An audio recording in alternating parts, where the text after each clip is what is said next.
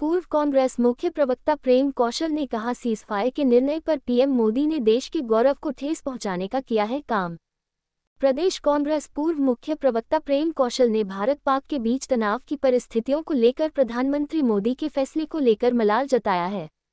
पत्रकारों से बातचीत के दौरान प्रेम कौशल ने कहा कि पीएम मोदी से देशवासियों को उम्मीद थी कि इस सारे घटनाक्रम में कुछ होने वाला है, लेकिन पीएम मोदी ने ट्रंप के कहने पर सीज़फायर का फैसला ले लिया।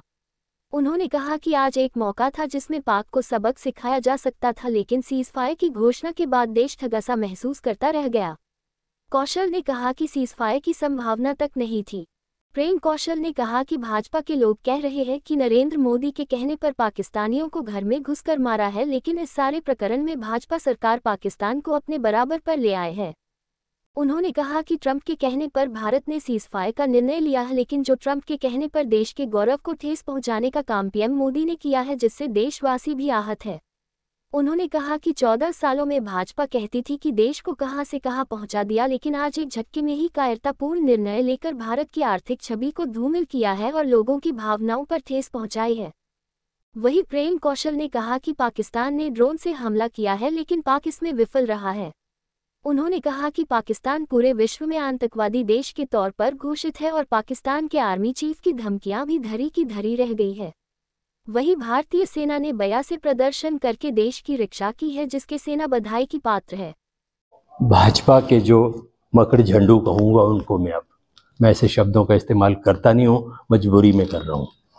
जो जब ये हमारे यहाँ से चाहे एयरबेस को डिस्ट्रॉय किया, चाहे उनके जो ड्रोन आ रहे थे उनको हमने हवा में मारा, ध्वस्त किया, चाहे जो आतंकवादियों के अड्डे थे उनके ऊपर ड्रोन अटैक करके उनको ध्वस्त किया, तो भारतीय जनता पार्टी के लोग इस तरीके से व्यवहार कर रहे थे। नरेंद्र मोदी ने तो विश्व जीत लिया, नरेंद्र मोदी ने पाकिस्तान को नेस्ता नाबूद कर दिया, पाकिस्तान की सेनाओं को मिटा दिया, पता नहीं कईयों ने तो इस्लामाबाद तक कब्जा करा दिया इस देश का।